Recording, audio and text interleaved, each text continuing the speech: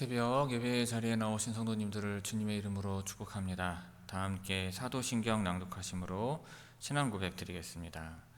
전능하사 천지를 만드신 하나님 아버지를 내가 믿사오며 그 외아들 우리 주 예수 그리스도를 믿사오니 이는 성령으로 잉태하사 동정녀 마리아에게 나시고 본디오 빌라도에게 고난을 받으사 십자가에 못 박혀 죽으시고 장사한 지 사흘 만에 죽은 자 가운데서 다시 살아나시며 하늘에 오르사 전능하신 하나님 우편에 앉아 계시다가 저리로서 산 자와 죽은 자를 심판하러 오시리라. 성령을 믿사오며 거룩한 공예와 성도가 서로 교통하는 것과 죄를 사하여 주시는 것과 몸이 다시 사는 것과 영원히 사는 것을 믿사옵나이다. 아멘. 다 함께 찬송가 393장 오신실하신 주 찬송하시겠습니다. 찬송가 393장입니다.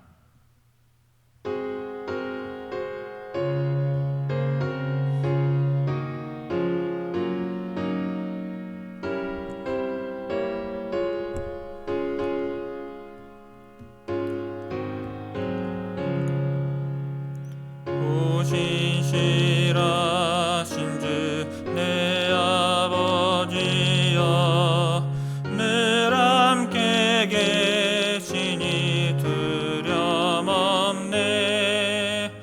그 사랑 변찮고 날 지키시며 어제나 오늘이 한결같네.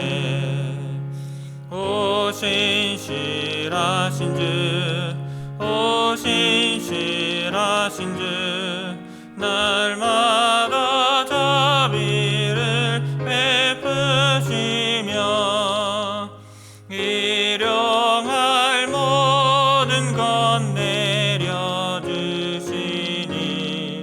오 신실하신 주, 나의 봄철과 또 여름, 가을과 겨울, 해와 달, 별들도 다 주의 것. 만물이 주 영광 드러내도다. 신실한 주 사랑 나타내네. 오 신실하신 주, 오 신실하신 주, 날마다 자비를 베푸시며 일용할 모든 것 내려주시니 오 신실하신 주, 나의 내 죄를 사하여 안위하시고 주 친히 오셔서 인도하네. 오늘의 힘되고 내일의 소망, 주만이 만복을 내리시네. 오 신실하신 주, 오 신실하신 주, 날마다 자비를 베푸시며 일용할 모든 것 내려주시니 오 신실하신 주, 나의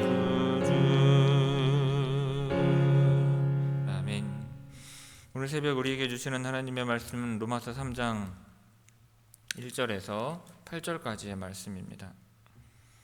로마서 3장 1절에서 8절까지의 말씀입니다.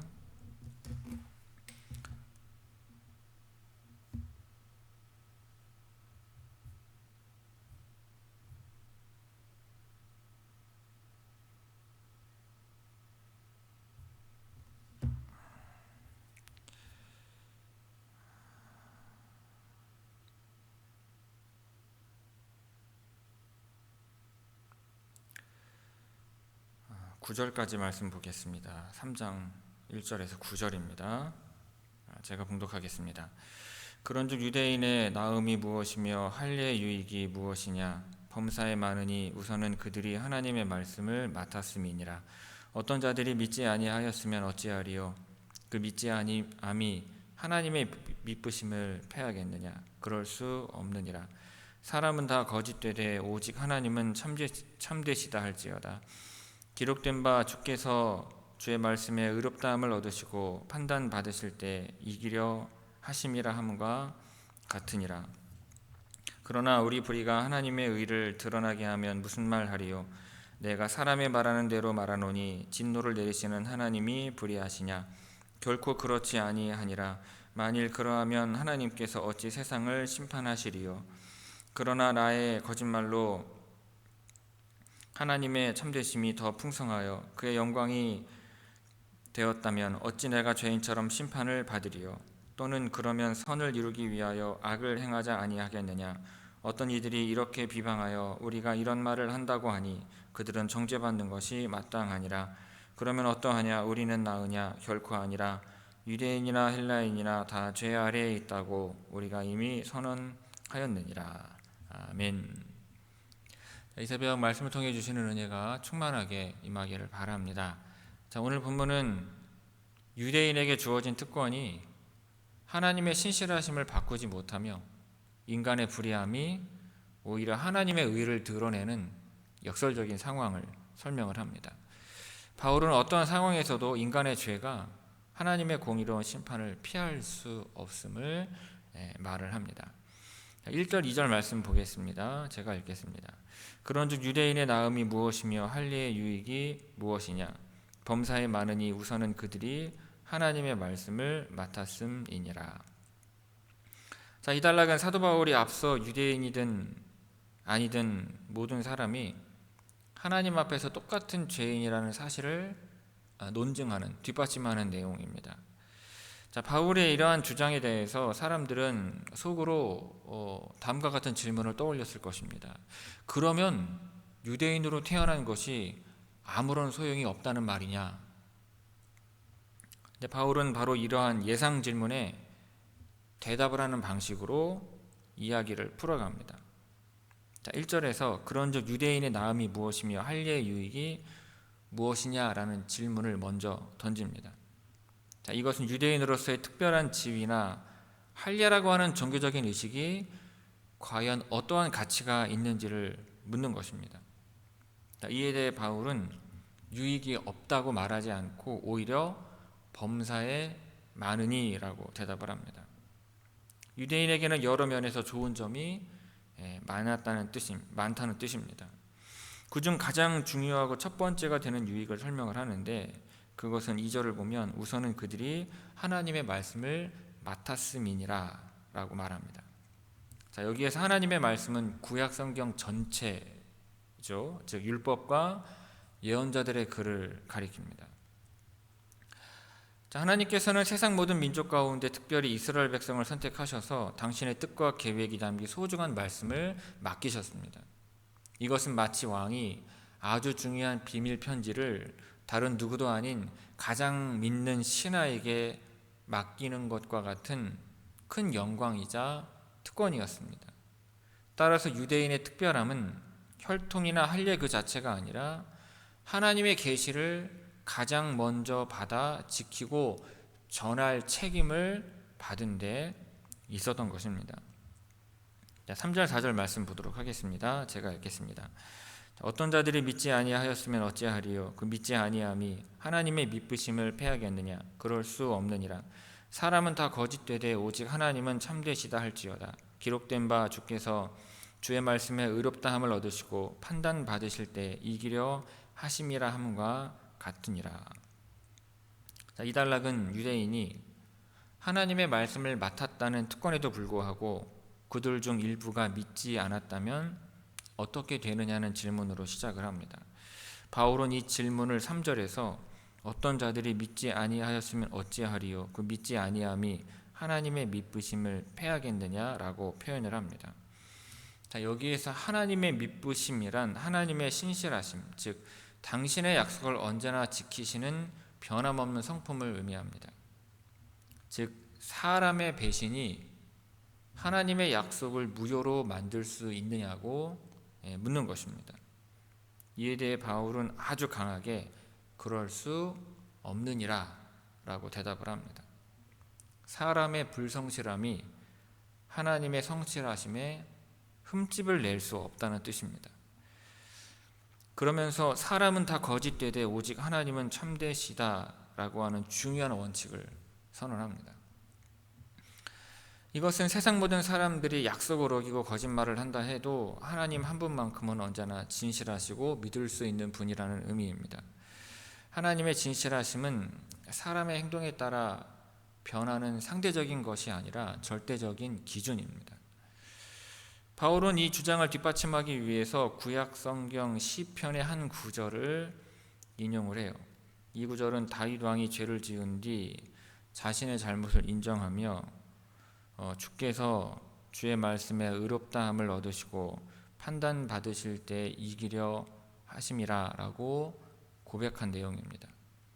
다윗의 고백처럼 인간이 죄를 짓고 거짓될수록 오히려 하나님의 말씀이 얼마나 옳고 그분의 심판이 얼마나 공의로운지가 더욱 선명하게 드러날 뿐인 것입니다. 결코 인간의 죄가 하나님의 의로움을 가리거나 없앨 수 없는 것입니다. 자, 5절에서 9절까지의 말씀 보도록 하겠습니다. 제가 읽겠습니다. 그러나 우리 불의가 하나님의 의를 드러나게 하면 무슨 말하리요? 내가 사람의 말하는 대로 말하노니 진노를 내리시는 하나님이 불의하시냐? 결코 그렇지 아니하리라. 만일 그러하면 하나님께서 어찌 세상을 심판하시리요? 그러나 나의 거짓말로 하나님의 참되심이 더 풍성하여 그의 영광이 되었다면 어찌 내가 죄인처럼 심판을 받으리요? 또는 그러면 선을 이루기 위하여 악을 행하자 하지 않겠느냐? 어떤 이들이 이렇게 비방하여 우리가 이런 말을 한다고 하니 그들은 정죄받는 것이 마땅하니라. 그러면 어떠하냐? 우리는 나으냐? 결코 아니라. 유대인이나 헬레인이나 다 죄 아래에 있다고 우리가 이미 선언하였느니라. 자, 이 단락에서 바울은 자신의 논리를 교묘하게 비트는 사람들의 반론을 다룹니다. 앞서 인간의 불신실함이 오히려 하나님의 신실하심을 드러낸다고 말을 하자 어떤 사람들은 그 논리를 극단적으로 밀어붙였습니다. 그들의 질문은 이것입니다. 자, 그러나 우리 불의가 하나님의 의를 드러나게 하면 무슨 말 하리요? 진노를 내리시는 하나님이 불의하시냐? 자, 쉽게 말해 우리의 나쁜 행동이 결과적으로 하나님의 좋으심을 더 빛나게 만든다면 그로 인하여 우리를 벌하시는 하나님이 불공평한 거 아니냐라고 묻는 것입니다. 자, 바울은 이러한 생각이 지극히 인간적인 생각임을 밝히며 논지를 이어갑니다. 이에 대해 바울의 대답은 단호합니다. 6절 결코 그렇지 아니하리라. 만일 그러하면 하나님께서 어찌 세상을 심판하시리요? 라고 합니다. 만약 하나님께서 죄를 보고도 벌하지 않으신다면 그분은 더 이상 온 세상을 다스리는 공의로운 재판관이 될 수 없다는 것입니다. 하나님의 공의로운 심판은 세상의 근본 질서이기에 인간의 죄가 그 기준을 흔들 수 없는 것입니다. 사람들은 이와 비슷한 질문을 계속해서 던집니다. 7절에서 나의 거짓말로 하나님의 참되심이 더 풍성하여 그의 영광이 되었다면 어찌 내가 죄인처럼 심판을 받으리요? 라고 말합니다. 질문합니다. 자, 이것은 결국 좋은 결과를 위해 나쁜 일을 해도 괜찮지 않은가라는 생각으로 이어집니다. 바울은 이러한 주장을 하는 사람들에 대해 8절에서 그들은 정죄받는 것이 마땅하니라 라고 잘라 말하면서 선을 이루기, 하나님의 선을 위해 인간이 악을 행하는 것은 결코 용납될 수 없음을 분명히 합니다. 모든 반론을 물리친 바울은 이제 지금까지의 긴 논의를 최종적으로 결론을 내립니다. 9절 그러면 어떠하냐? 우리는 나으냐? 결코 아니라 라고 말합니다. 이 질문은 우리 유대인들이 이방인들보다 조금이라도 나은 점이 있는가를 묻는 것입니다. 대답은 전혀 그렇지 않다는 것입니다. 왜냐하면 유대인이나 헬라인이나 다 죄 아래에 있다고 우리가 이미 선언하였느니라 라는 것이 바울이 지금까지 증명해온 사실이기 때문입니다. 자, 죄 아래에 있다는 것은 마치 무거운 것에 깔려서 스스로 빠져나올 수 없는 것처럼 모든 인간이 죄의 지배와 권세 아래에 놓여 있다는 것입니다. 자, 이로써 바울은 어떠한 예외도 없이 모든 인간이 하나님의 심판 앞에 서 있는 죄인임을 최종적으로 선언을 합니다. 자, 1절에서 9절까지의 말씀 우리 함께 봉독하도록 하겠습니다. 1절부터 9절까지 우리 천천히 함께 읽겠습니다. 그런즉 유대인의 나음이 무엇이며 할례의 유익이 무엇이냐? 범사에 많으니 우선은 그들이 하나님의 말씀을 맡았음이니라. 어떤 자들이 믿지 아니하였으면 어찌하리요? 그 믿지 아니함이 하나님의 미쁘심을 패하겠느냐? 그럴 수 없느니라. 사람은 다 거짓되되 오직 하나님은 참되시다 할지어다. 기록된 바 주께서 주의 말씀에 의롭다 함을 얻으시고 판단 받으실 때 이기려 하심이라 함과 같으니라. 그러나 우리 불의가 하나님의 의를 드러나게 하면 무슨 말 하리요? 내가 사람의 말하는 대로 말하노니 진노를 내리시는 하나님이 불의하시냐? 결코 그렇지 아니하리라. 만일 그러하면 하나님께서 어찌 세상을 심판하시리요? 그러나 나의 거짓말로 하나님의 참되심이 더 풍성하여 그의 영광이 되었다면 어찌 내가 죄인처럼 심판을 받으리요? 또는 그러면 선을 이루기 위하여 악을 행하자 하지 않겠느냐? 어떤 이들이 이렇게 비방하여 우리가 이런 말을 한다고 하니 그들은 정죄받는 것이 마땅하니라. 그러면 어떠하냐? 우리는 나으냐? 결코 아니라. 유대인이나 헬라인이나 다 죄 아래에 있다고 우리가 이미 선언하였느니라. 아멘. 성도 여러분, 혹시 어린 자녀가 잘못을 저질렀을 때를 본 적이 있으신지요? 아이들 때는요, 자신의 잘못을 솔직하게 인정하기보다 친구가 먼저 그랬어요, 또는 원래는 도와주려고 그랬어요 와 같은 여러 가지의 이유를 대면서 그 상황을 빠져나가려고 할 때가 많습니다. 그런데 어른들의 모습은 어떠합니까? 우리는 좀 더 세련된 방식으로 우리의 행동을 정당화하고 그럴듯한 이유를 만들어내며 하나님과 사람들 앞에서 스스로를 변호하고 있지는 않은지요. 오늘 본문에서 사도 바울은 하나님 앞에서 그 어떠한 인간적인 변명이나 논리도 통하지 않는다고 선포를 합니다. 우리의 죄가 하나님의 의를 드러내는데 쓰임받는다는 식의 교묘한 자기 합리화는 하나님 앞에 설 자리가 없는 것입니다. 바울은 단호하게 선언합니다. 사람은 다 거짓되되 오직 하나님은 참되시다. 우리의 모든 불의와 거짓됨 앞에서도 하나님의 의로움과 진실하심이라는 절대 기준은 결코 흔들릴 수 없는 것입니다. 이것은 마치 고장난 자를 가지고 계속 길이를 재는 것과 같습니다. 아무리 내가 가진 자가 맞다고 우겨도 정확한 자 앞에서는 그저 틀린 자일 뿐입니다. 마찬가지로 우리는 이 정도는 괜찮겠지 하는 나만의 기준과 변명이라는 고장난 자를 가지고 살아갑니다. 그러나 결국 모든 것은 하나님의 완전한 진리라는 기준 앞에서 평가받게 될 것입니다. 그러므로 우리는 더 이상 자신의 죄를 덮기 위한 영리한 변명을 찾는 일을 멈추어야 할 것입니다. 하나님 앞에서는 우리의 논리가 아니라 우리의 정직한 마음이 필요한 것입니다. 나의 연약함과 잘못을 그대로 인정하며 그분의 자비하심을 구할 때 우리는 비로소 참된 용서와 회복을 경험할 수 있을 것입니다. 그러므로 우리의 변명을 내려놓고 참되신 하나님 앞에 정직하게 서는 우리 모두가 되기를 바랍니다.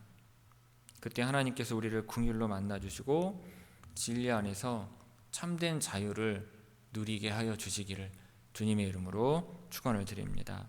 기도하겠습니다. 참되시고 신실하신 아버지 하나님, 우리의 불의함과 거짓됨 속에서도 언제나 진실하심으로 우리를 붙들어 주시니 감사를 드립니다. 세상의 논리와 자기와 합리화로 죄를 덮으려 했던 저희의 모습을 회개하며 이제는 주님의 진리 앞에 정직하게 서고자 하오니 저희의 마음과 생각을 지켜 주옵소서. 이 새벽 주 앞에 나온 모든 성도들의 삶을 붙들어 주시고 우리의 교회가 거짓이 아닌 진리 위에 굳게 서는 공동체가 되게 하옵소서. 모든 말씀 예수님의 이름으로 기도하옵나이다. 아멘. 하늘에 계신 우리 아버지여, 이름이 거룩히 여김을 받으시오며 나라가 임하시오며 뜻이 하늘에서 이루어진 것 같이 땅에서도 이루어지이다. 오늘 우리에게 일용할 양식을 주시옵고 우리가 우리에게 죄 지은 자를 사하여 준 것 같이 우리 죄를 사하여 주시옵고 우리를 시험에 들게 하지 마시옵고 다만 악에서 구하시옵소서. 나라와 권세와 영광이 아버지께 영원히 있사옵나이다. 아멘.